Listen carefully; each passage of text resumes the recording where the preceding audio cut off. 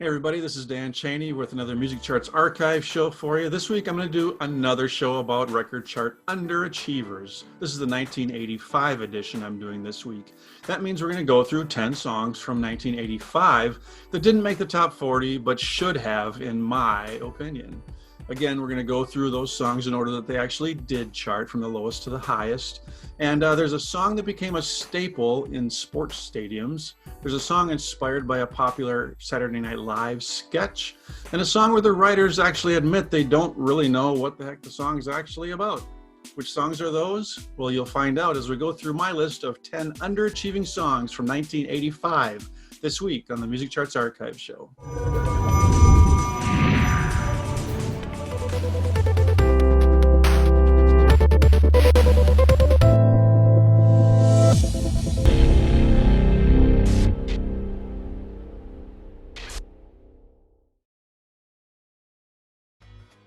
DJ Event Planner will change the way you manage and run your business. Streamline all of your procedures and software into one easy-to-manage system. DJ Event Planner, the ultimate online planning tool. Welcome to this week's Music Charts Archive show. I'm Dan Cheney, and today we're going through a list of 10 songs from 1985 that didn't make the top 40, but I think should have. So let's start that chart.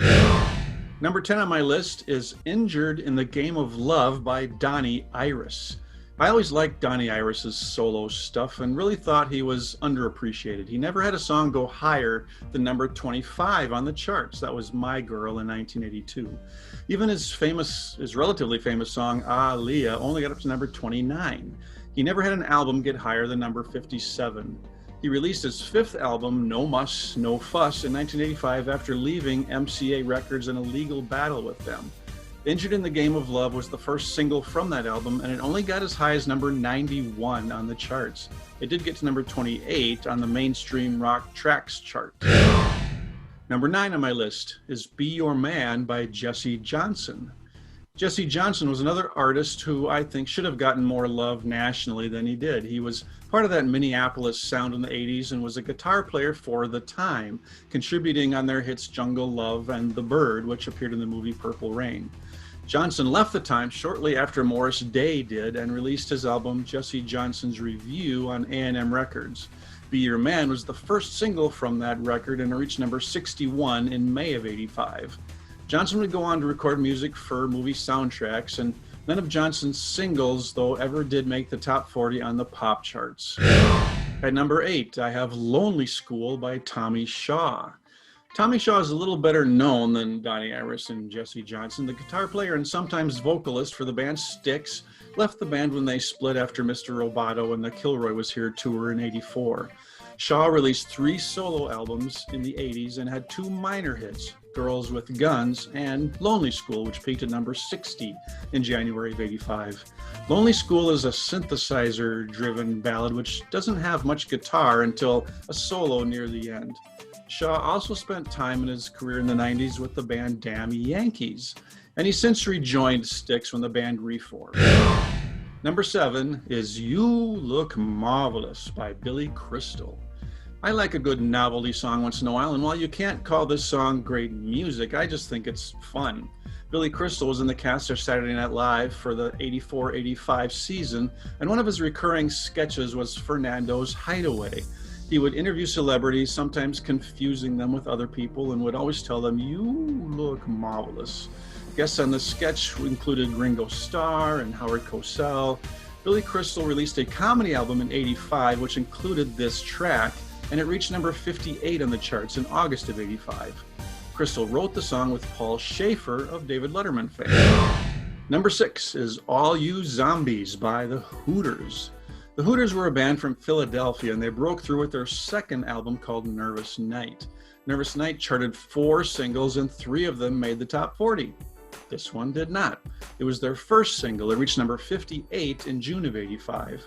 All You Zombies was written by band members Eric Bazillion and Rob Hyman and was actually part of their first album called Amore in 1983.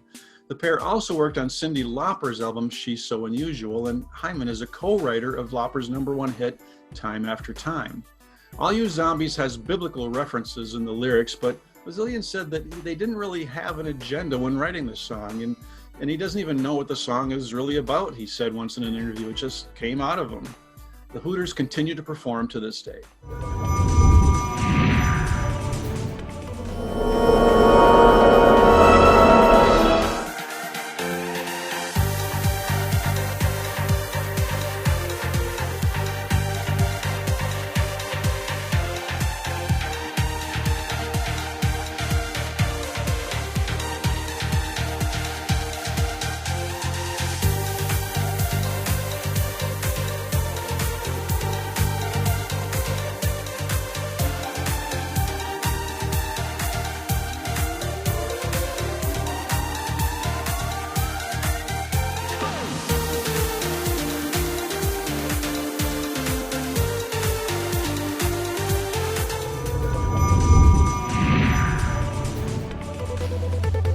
Welcome back to this week's Music Charts Archive Show. I'm Dan Cheney, and this week we're counting down 10 songs from 1985 that did not make the top 40, but that I think should have, and there's 5 more to go.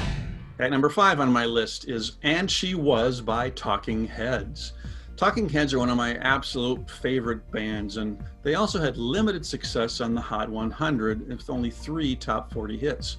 And She Was from the band's 5th studio album called Little Creatures, and it peaked at number 54. David Byrne wrote the song about a girl he knew who would evidently trip out in a field by the Yoo-Hoo drink factory and see herself rising up above the earth. And She Was used in movies like Look Who's Talking and Sky High and Storks. Talking Heads never performed this song live. They stopped touring after the 1984 Stop Making Sense concert. At number 4, I have Weird Science by Oingo Boingo. Danny Elfman is best known these days for scoring many motion pictures, including a lot of Tim Burton films. But in the early 80s, Danny Elfman was the lead singer and frontman for the new wave band Oingo Boingo. The band was tapped to write the theme song for the John Hughes teen comedy movie Weird Science. The song was on the film's soundtrack, as well as the Oingo Boingo album Dead Man's Party. It peaked at number 45. Elfman said he basically figured out the song in his car while driving home after getting the phone call from John Hughes. He raced home to record the demo in his studio. The song was also used as the theme to a TV series in the 90s that was based on the movie. Number 3 on my list is Centerfield by John Fogerty. John Fogerty had a bunch of chart hits as lead singer for Creedence Clearwater Revival. As a solo artist, he charted fairly regularly, but didn't have nearly as many hit songs. His lone top 10 solo hit, Old Man Down the Road, was the first single from his number 1 album, Centerfield. The title track, Centerfield, was the 3rd single from the album, and it peaked at number 44 in June of '85. Fogerty said he named the album Centerfield before even writing the song. He grew up on the West Coast before there was a Major League Baseball team out there, but he was drawn to the Yankees, who had San Francisco native Joe DiMaggio playing center field for them. He said he was initially nervous about how the song would be received because sports songs don't usually make it into the rock and roll lexicon. But Centerfield has become a staple of Americana, and it's always played in sports stadiums. Number 2 is Black Cars by Gino Vannelli. Canadian Gino Vannelli had a bunch of chart hits in Canada. In the US, he had 2 big top 10 hits, I Just Wanna Stop in 1978 and Living Inside Myself in 1981, which would be his last top 40 song in the US.